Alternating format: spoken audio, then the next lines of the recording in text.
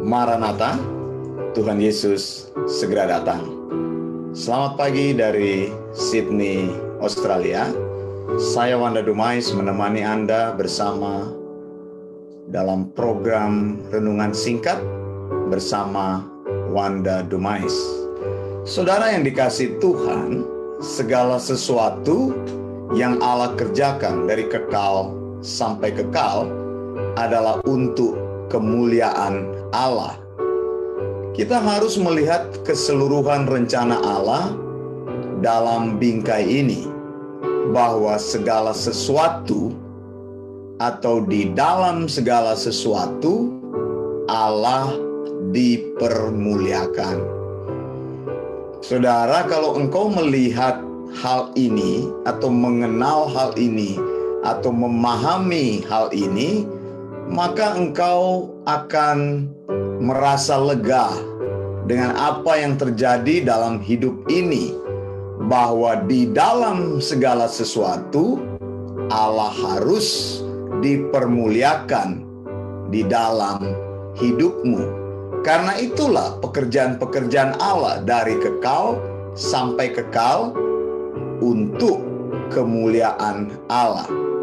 Nah, saudara, manusia memang adalah ciptaan Allah yang khusus. Rencana Allah untuk manusia juga terjadi untuk kemuliaan Allah. Allah tidak akan menunda sesuatu hal atau mengubah keputusannya hanya untuk sekelompok orang atau manusia tertentu, atau untuk menguntungkan manusia itu, sementara manusia yang lain mengalami kerugian. Allah melakukan kehendaknya yang ajaib untuk kemuliaannya sendiri. Sehingga apa, saudara? Di dalam segala sesuatu Allah yang mendapatkan kredit. Sekali lagi, di dalam segala sesuatu Allah yang mendapatkan kredit, bukan manusia. Amin, saudara ya. Jadi kalau melihat apa yang terjadi dalam hidup kita itu, kita harus melihat dalam bingkai ini. Inilah yang akan selalu menimbulkan ucapan syukur dalam hidup kita, bahwa di dalam segala sesuatu Allah mendapat kemuliaan. Amin, saudara. Allah itu pencipta. Dia itu kreator agung. Allah juga adalah penebus. Dia adalah redeemer agung. Jadi Allah itu pencipta dan Allah itu penebus. Tanpa penciptaan tidak ada penebusan. Dan tanpa penebusan kita tidak akan melihat penciptaan. Mengapa, saudara, ini terjadi? Karena di dalam foreknowledge Allah, pengetahuan Allah yang melampaui segala sesuatu, Dia sudah mengetahui sebelum segala sesuatu ada, ketika segala sesuatu menjadi ada, dan bahkan apa yang akan terjadi bagi segala sesuatu dan kesudahan segala sesuatu. Jadi, saudara, kita harus melihat diri kita seperti ini, bahwa apa yang terjadi di dalam hidupmu Allah sudah tahu. Apa yang akan terjadi dalam hidupmu Allah sudah tahu. Bahkan apa yang dulu pernah terjadi dalam hidupmu Allah sudah tahu dari kekal sampai kekal. Karena ini kita bisa melihat diri kita sebagai orang yang spesial. Mengapa kita spesial? Karena rencana Allah diselesaikan melalui hidupmu dan hidupku. Amin, saudara. Coba katakan sekali lagi. Rencana Allah diselesaikan melalui hidupku dan melalui hidupmu. Oleh karena kita mendapat bagian di dalam rencana kekekalan itu. Nah, saudara, inilah yang ingin saya sampaikan, bahwa sebelum Allah menciptakan manusia pertama, Allah juga sudah tahu bahwa Adam akan mengalami kejatuhan. Bahkan di hari awal hidupnya, Lalu kita mungkin bertanya dan berusaha merekonstruksi ulang dengan pikiran kita yang terbatas. Mengapa Allah tidak mengganti rencananya? Mengapa Allah tidak menciptakan ciptaan yang tidak pernah jatuh ke dalam dosa? Misalnya, tidak menaruh tes atau ujian semacam itu kepada Adam. Ya kan? Tapi saudara, Allah sudah tahu bahwa Adam akan jatuh. Jadi tidak boleh ada kata seandainya. Ya, kadang-kadang kita berpikir kalau saja, kalau seandainya ini tidak terjadi, maka kita tidak melihat kematian, kita tidak melihat penyakit, kita tidak melihat kesulitan, kita tidak melihat keluarga-keluarga yang berantakan, perceraian, kita tidak melihat kejahatan, kita tidak melihat semua ketidakberuntungan di dalam hidup ini. Kita tidak melihat masalah kalau seandainya begitu ya. Ini pikiran kita. Kalau seandainya ini terjadi menurut skenario kita, pikiran kita, maka bumi yang tanpa kejatuhan ini mungkin hanya terdiri dari berkat-berkat saja. Tapi saya mau katakan, kalau ini terjadi, pikiran kita yang terjadi, maka kita tidak akan melihat bagian ajaib lainnya, yaitu Allah sebagai penebus, the Redeemer atau the Great Redeemer. Saya sudah bilang, penciptaan dan penebusan itu adalah rencana satu paket. Semuanya terjadi secara bersamaan dalam kemahatauan Allah. Saudara, Kejadian 3 ayat 15, saya singgung lagi ayat ini. Dikatakan oleh firman Tuhan, aku akan mengadakan permusuhan antara engkau dan perempuan ini, antara keturunanmu dan keturunannya. Keturunannya akan meremukkan kepalamu dan engkau akan meremukkan tumitnya. Saudara yang dikasihi Tuhan, ayat ini sebenarnya sangat aneh. Mengapa Tuhan bicara kepada Hawa, ya, bahwa keturunan perempuan, saudara? Kenapa Tuhan tidak bicara kepada keturunan laki-laki? Ini kan aneh sekali. Mana ada wanita yang memberikan keturunan? Kan tidak. Tidak pernah disebutkan benih perempuan. Ayat ini menurut saya salah satu ayat yang aneh, ya. Allah bicara pada saat itu kepada ular yang tidak lain adalah setan atau iblis sendiri.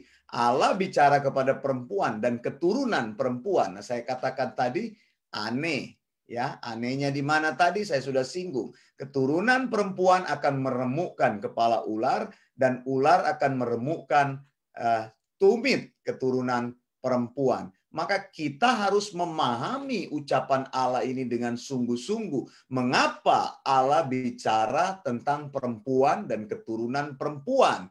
Ya, bahasa yang digunakan di sini aneh sekali. Kalau kita pikir mungkin Allah ingin mengangkat derajat Hawa, begitu. Padahal kita tahu di dalam Alkitab Hawa itu adalah perempuan yang pertama sekali jatuh dalam dosa, melanggar perintah Allah. Jadi Hawa dan suaminya, kalau kita lihat, Hawa yang lebih dulu jatuh di dalam dosa. Kejadian 3 ayat 12 menjawab hal itu. Manusia itu menjawab, perempuan yang kau tempatkan di sisiku, dialah yang memberi dari buah pohon itu kepadaku, maka ku makan. Ini Adam memberikan sebuah laporan kepada Allah bahwa yang berdosa lebih dulu itu, yang mengajak dia berdosa adalah perempuan, adalah istrinya, adalah Hawa. Lalu saudara, kita lihat di sini dikatakan ada permusuhan. Allah katakan, aku akan mengadakan permusuhan keturunan Hawa dengan keturunan ular. Allah tidak mengatakan permusuhan antara keturunan Adam atau keturunan pria dengan ular itu atau dengan iblis. Tapi saudara lihat di sini Allah bicara bahwa aku akan mengadakan permusuhan antara keturunan perempuan dengan keturunan setan atau keturunan ular atau keturunan iblis. Nah, saudara, kita sebenarnya kan tadi saya sudah bilang harusnya keturunan itu mengacu kepada seorang pria, mengacu kepada benih pria, bukan mengacu kepada benih wanita, saudara. Artinya Kejadian 3 ayat 15 ini memang tidak menunjuk kepada Hawa, ya. Karena saat itu Hawa bersuamikan Adam dan Hawa mendapatkan keturunan melalui Adam, anaknya yang pertama Kain, lalu anaknya yang kedua Habel, dan seterusnya, saudara, ya.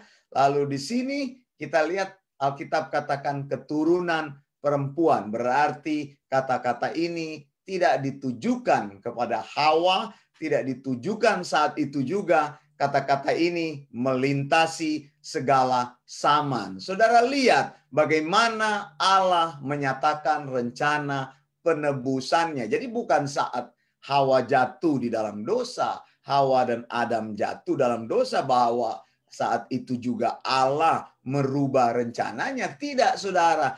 Tidak ada perubahan di dalam rencana Allah terhadap hidupmu. Katakan amin. Sekali lagi saya mau katakan, Allah tidak pernah merubah rencananya di dalam hidupmu. Rencana Allah di dalam hidup kita adalah rencana yang bersifat kekal. Allah sudah melihat dari jauh, dari kekekalan. Apa yang tidak kita ketahui, sudah Allah ketahui. Dia melihat dari A sampai Z, dari awal sampai akhir, dari alfa sampai omega, apa yang akan terjadi dengan hidup kita. Jadi saat Allah mengucapkan firman-Nya di Kejadian 3 ayat 15, aku akan mengadakan permusuhan antara keturunanmu dan keturunannya. Dan dikatakan antara keturunanmu dan keturunannya akan selalu terjadi permusuhan. Keturunannya akan meremukkan kepalamu dan engkau akan meremukkan tumitnya. Ini tidak bicara mengenai saat itu Allah berusaha menyelesaikan rencananya atau berusaha menyelesaikan masalah Adam dan Hawa. Tuhan atau Allahmu tidak akan menyelesaikan rencanamu, tidak akan melakukan sebuah rencana dalam hidupmu secara acak,